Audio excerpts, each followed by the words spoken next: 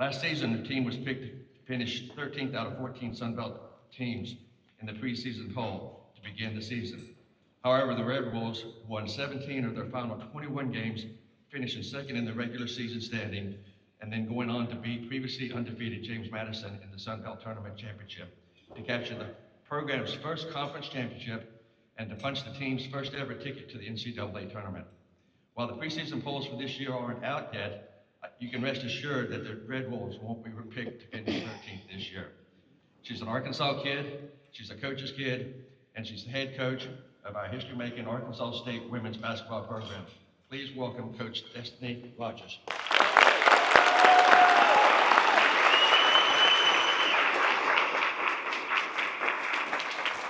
Thank you. I appreciate you. Thank you so much. Good afternoon. Wait a minute. I know we getting our food and we eating, but we can get a little bit of energy in the room. Good afternoon. That's better. That's better. So if you don't know me, you're going to get to know a little bit about me today, but I have to do this before I get started. I want to first say thank you to David, and I want to say thank you to High Charles and the Chamber of Commerce for giving me the opportunity to get in front of you today and share a little bit about my journey and a little bit about our program, who I think is now at a big time heights, and we're trying to continue to grow our program. I also want to say I work for the best leadership in the country, and Dr. Todd Shields, Chris Pesman, Amy Foster is back there. And let me tell you, they have the fire and the passion to continue to grow Arkansas State athletics to places we've never seen. So I appreciate the leadership that I get to serve. Yeah.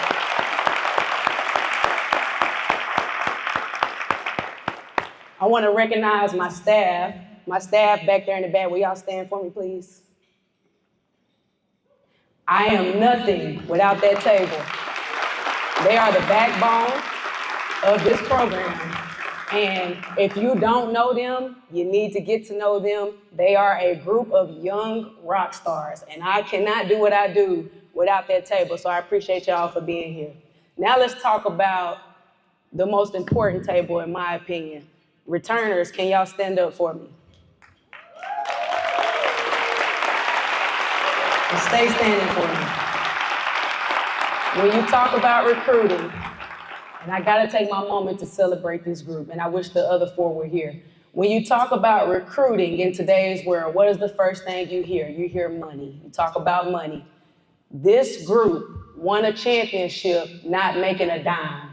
And they chose to stay here and not go chase money because they're loyal to this university, myself as a head coach, and its community. So I appreciate y'all so much. You can see it. So I had a couple people come to me and say, hey, Coach, we were surprised that you stayed. Well, my loyalty runs deep to this leadership, to that table in the back, my staff, and these players. And you probably hear me get a little choked up because you're gonna hear a little bit about the journey, but my loyalty runs deep to that players table and that staff table because they chose to be with me when it was an absolute struggle. So before we get started, it wouldn't be me if I didn't take the opportunity to recap one of the best moments that we've ever had in women's basketball history. So if you'll direct your attention to the boards, you're gonna see us at halftime. You're gonna hear me talking a little bit. You'll see a little bit of highlights of the game. We go into overtime. You're gonna hear that coach speak, and you're gonna hear the best voice that covers us, and Cade Carlton, he's here today. You're gonna get to hear his voice over the video, so enjoy. A-State pulls to within 8 just before halftime here in Pensacola. They're a little too comfortable for me. Now, that first half, they played like the championship team. Now it's our turn. We played a little scared. They gave you your best half, their best half, and they still only beat you by 8. You still 20 minutes away from winning the championship. Yep. You 20 minutes away. Get out there and go hard for 20 minutes. Come on. Get the back, King Walker. Split on the wing it goes. Shot clock at 7. Griffin steps back, fires from 3, knocks it home. Rose around the screen from East to Sam Grant. Left open for 3. Hits! Crystal Rose pulls the Red Wolves to within 4.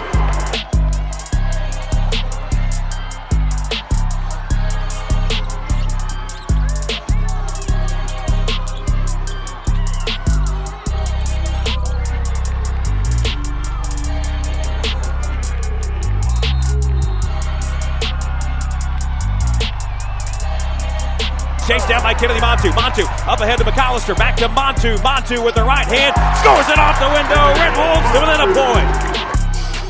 Shannon gets the step. Shannon, nice move. Reverse layup is good off backboard. A-State sticking strong in this one after 3 complete in Pensacola. Rose going to get a free throw line. Throw to the wing. Left side, McAllister. Spots for 3. 5 seconds to go on the shot clock. Rose, top of the key for 3. It's good! Crystalline Rose has given the Red Wolves the lead. 5:09 to go in the 4th quarter. From 17 down, they've taken the lead. McAllister racing down. McAllister gets the step. McAllister scores it off the window. Red Wolves by 2, 68-66. JMU to inbound. Zakiya Stevenson along the sideline. Gets it in top of the key to Hazel. Hazel around the screen. Puts it up for 3. Won't go. Rebound Red Wolves. We're playing on into overtime on a Monday afternoon in Pensacola. You have nothing to lose. The pressure is on them. All you gotta do is go out here and give a hard 5 minutes, y'all. The pressure on them. Ain't no pressure on us. Be free and confident for 5 minutes, y'all. All right? Here we go.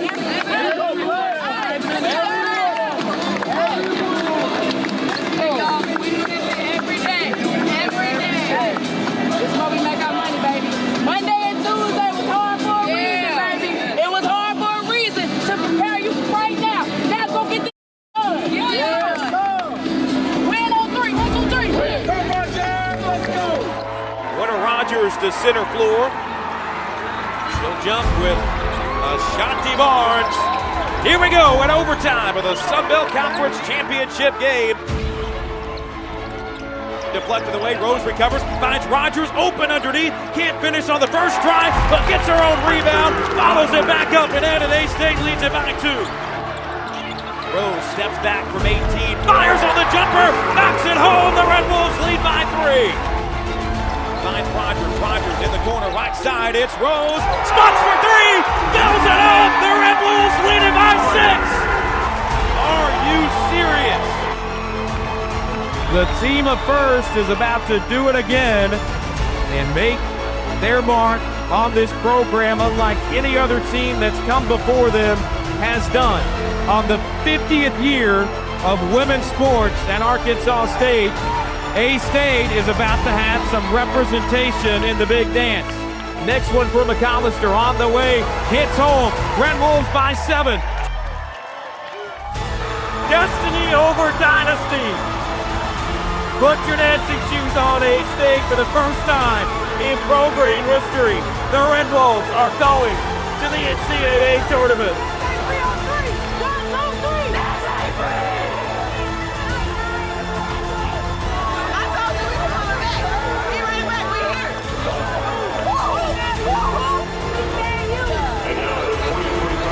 I told y'all we was gonna win this.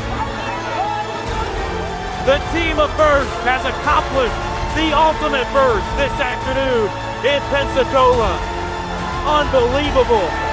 Our final score, A-State 86, JMU 79. The Red Wolves are going to the biggest dance of them all.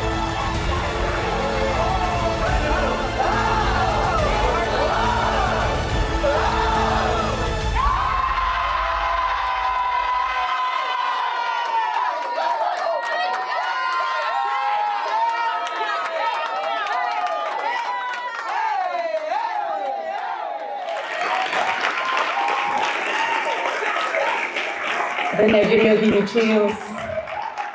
I gotta say I'm proud of myself because that's the first time I watched that and didn't cry. I got a little bit of teary-eyed, but every time I watch that video, I boo-hoo cry. So you get an opportunity to see these moments, but a lot of times you don't get to hear the journey that coaches, that teams go through to finally get to this moment. So today, we're gonna talk a little bit about my journey and kind of where we're trying to head this, but I want to be authentic, I want to be genuine, and I want you to really feel the journey that we went to get here. So if this touches one person in the room, then I did my job. So we're gonna talk about a coach going from struggling to thriving. So I came here to be an assistant coach. I played for Matt Daniel at UCA. We won a championship together. And he called me and he wanted me to come out and help him build this program. And it was an immediate yes for me because I believed in him and what he did for me as a player.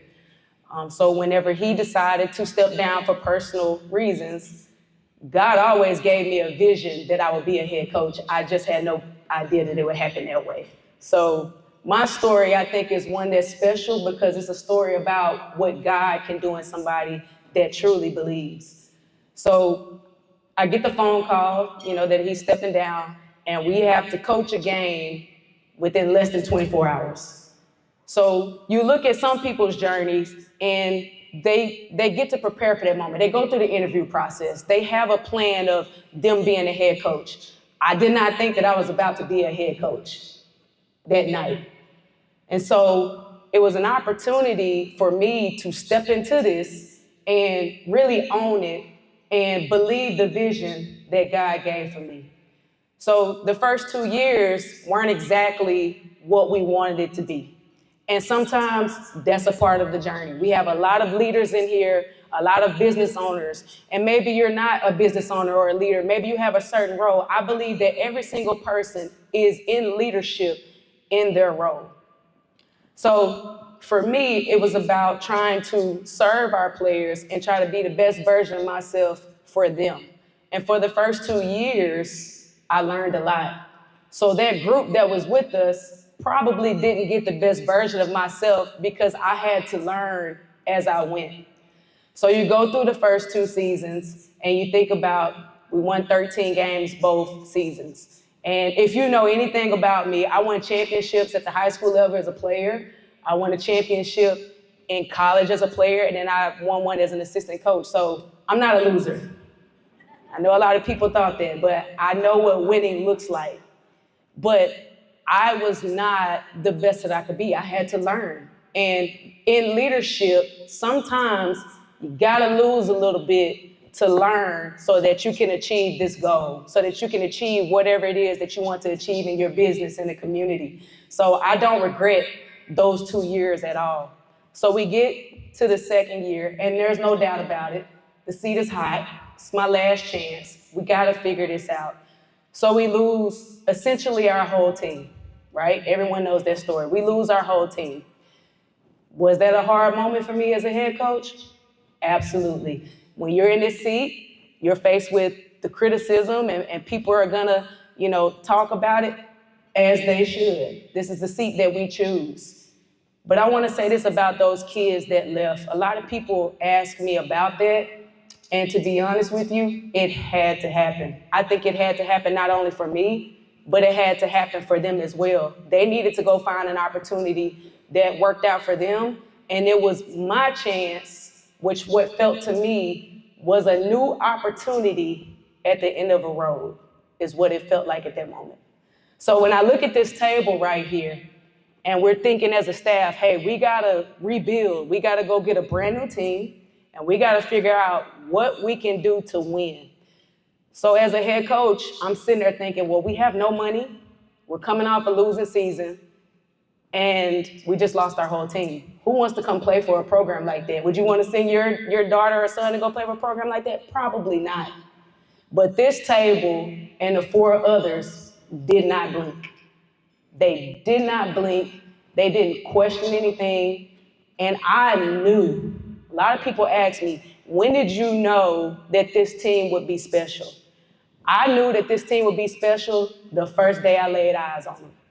Now, would you have guessed that through the non-conference season? Probably not. But I knew in my heart of hearts that that group, this staff, was here for a reason, and that we were gonna be able to do something special with this group.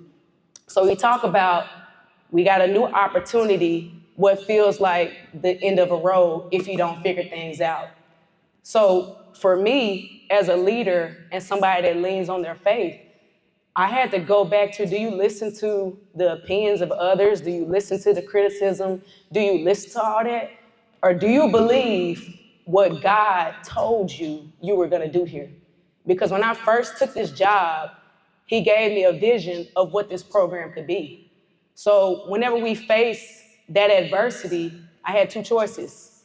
I could either give up and not believe the vision that was given to me, or I could go full force in that vision and say, you know what? I believe the vision that you gave me, and I'm gonna work my tail off, and whatever happens, happens, because it's in your plan. So we get this team here and we take the risk to completely change our style of play. So if you saw us this year, I have to give a lot of credit to my staff. We spent a lot of time that spring and summer studying film and figuring out what we could do to allow this team to be successful. So I don't know what crazy person at the end of the road would take a risk and completely change the way that they play to make it work, but thank God we did. Thank God we did. So if you don't know the way that we play, I'm gonna take a moment to explain it to you, because I really want this room and the whole community to come out and support these young women because they truly deserve it. We play super fast, lightning fast. We shoot a ton of threes. We're gonna get a bunch of steals. We press for 40 minutes. If you don't know what a press is, we pick people up full court, man to man, not for 10 minutes of the game, for 40 minutes, the entire game. We also sub 5 in, 5 out. The way that we play is so unique that you can only turn the TV on and watch one other team in the country play that way. We also finished #1 in the country, 3-point makes per game. So this is not a women's basketball team that you're gonna come and see them score 40 points. Our goal is to score 80 plus points, get 20 plus steals, and put on an absolute show for this community because you deserve that, and we want that support for our women. So before I go any further, everybody has a phone, right? I need y'all to pull those phones out and go to your notes for me. I'm gonna give you about 10 seconds to go to your notes.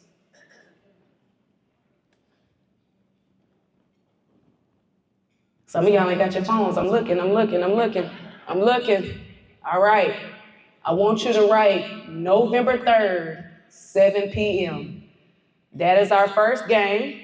It is gonna be a whiteout game. Shout out to Running Threads. They're gonna sponsor t-shirts for that game. You get an opportunity to come be a part of history. You're gonna watch us drop the first ever NCAA banner, and you're gonna get eyes on this team for the first time. And I can promise you, you just show up and we will do the rest. You have my word. Now, I can't promise you that we're gonna win the game because we have an NCAA tournament team coming to campus. But what I can promise you is that you're gonna see a team that is absolutely gonna work their tails off. They're gonna play hard, and it's gonna be really, really fun to watch. So I wanna personally invite this entire room to that game. So we get into practice and we start going through practice with our team, and I think that we're gonna be pretty good. We get to the non-con, and we lose our first game, and that was a tough one. But then we go on to Arizona State, and we beat Arizona State, and then we come home and we set a record for 20 made threes in a game here. So I'm thinking, hey, this is about to be good. This is about to be really good. Well, then we run into some bumps in the road and we lose. So we go into conference with a losing record. So this is the end of my road, right? This is my last chance. What do you think Twitter did? They went crazy. So we get to our first conference game and we lose that game. Sometimes in leadership, you have to be willing to listen to the people around you. So I knew that something had to change. And also in leadership, you gotta go with your gut too. I felt at that time I wasn't necessarily going with my gut the way I needed to. But after that game, I allowed our team the floor to tell me what they felt and what they were seeing. Did I like everything they said? Absolutely not. Because as the leader, sometimes you think that you're right, but we have to realize, leaders, that we're not always right. Sometimes we have to listen to our team, our staff, because they're there to help us. I thought that that was a monumental moment for us to hear from our team and me really go back into the mirror and reflect. So as soon as we got back from that trip, I go down to Little Rock to see my dad. And he's a longtime high school coach. If I have anything going on, basketball-wise, anything like that, he's the first person I'm gonna call. And I spent time with him, and he looked at me and he said, as a leader, you're not trusting your gut. You're at your best when you trust your gut. However, How many people have the guts to trust their gut when it feels like it's their last shot and things aren't going your way? So for me at that moment, again, I had to go back to, are you gonna just give up? You gonna quit? Or are you gonna continue to trust the process and trust the vision that God gave you? I had no other choice. I was gonna always trust the vision that he gave me. So we came back, our next practice, we met as a team, and we were going into the new year. I gave them 2 pieces of paper. One paper had 2024 on it. The other piece of paper had 2025 on it. The 24 paper, they had to write down all the things they wanted to leave in 24. So whether that was how we were playing or anything personally. And then on the 2025 paper, you write down who you want to be, the goals you want to accomplish, and that's the paper we're going to keep.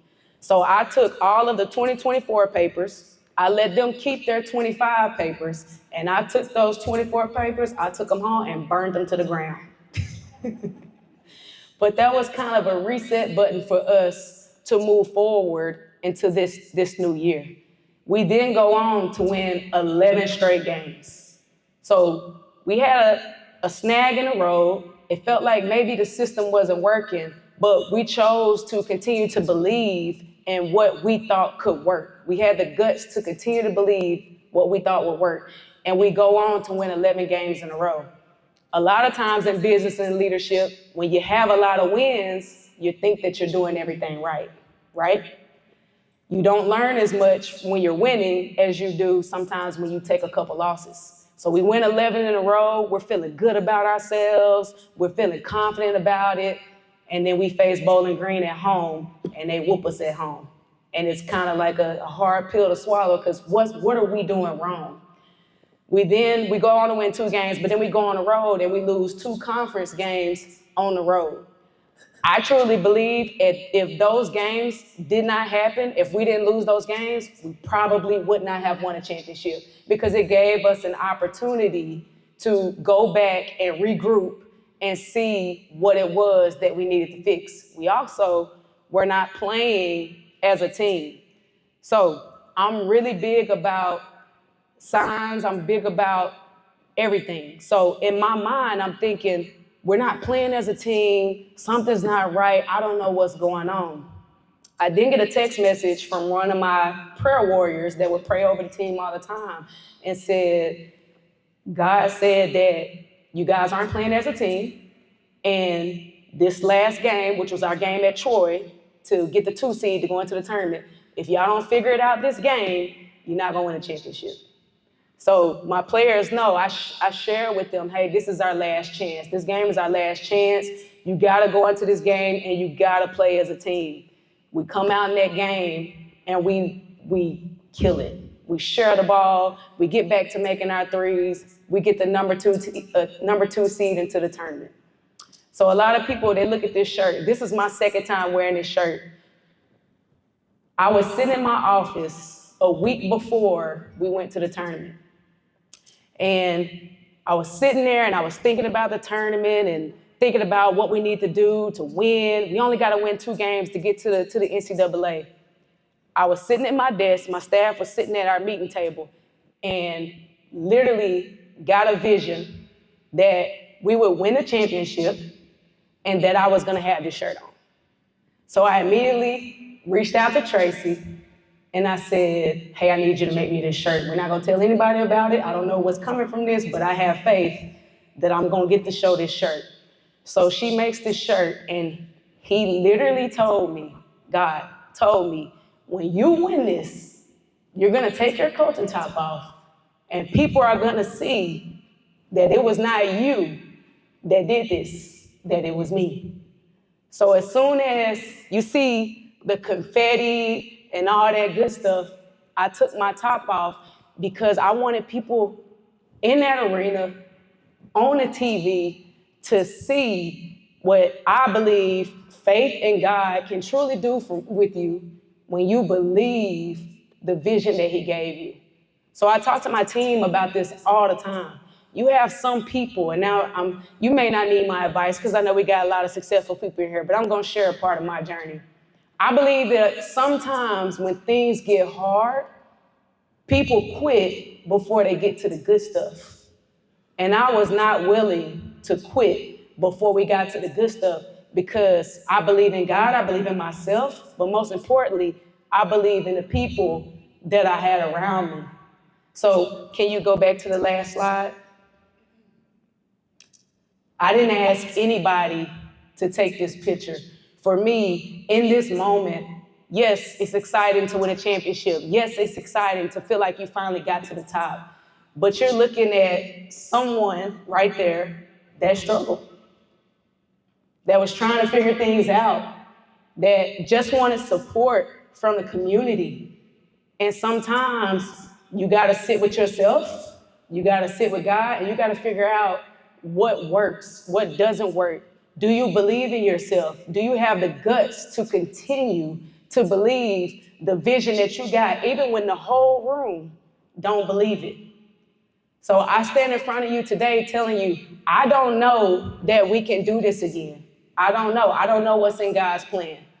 But this is what I do know. As you sit in those seats and you look up here at a young 35-year-old that's blabbering away, you're looking at somebody that God never gave up on, that God was with even in the hard times, in the good times. And I truly believe that if you believe and have faith in what he told you could do, your but God moment will surely be on the way at some point. He took a team that was picked 13th. We finished second in regular season, number 1 in the tournament.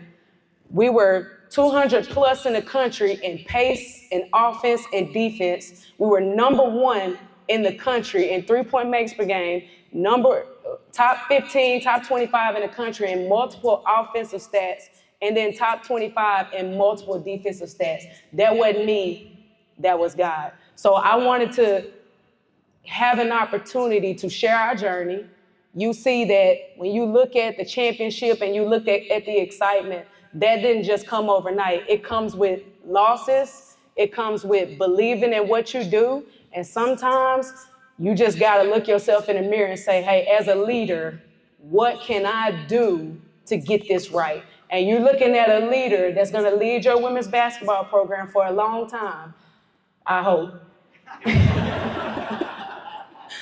that will always, always never take it for granted. There's not a day that I wake up that I take for granted being your head coach of our women's basketball team. So can I promise you that? No, I can't. But what I can promise you is that we're gonna work our butts off every single day. We're gonna put a product on the floor that you can absolutely be proud of. And I think that today is a great opportunity to invest in this women's basketball team, whether that's you're able to donate money or simply go over there and purchase season tickets. I believe in this community, I believe in our leadership, and I believe in what we do. So help us be number 1 in attendance this year. Let's make FNB Arena the scariest place for a women's basketball team to show up.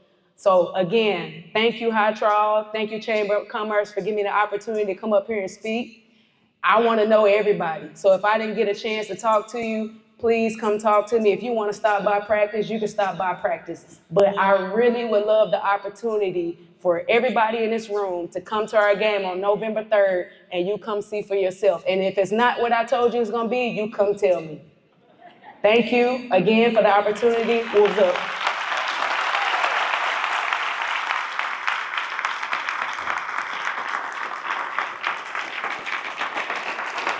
I got something for you.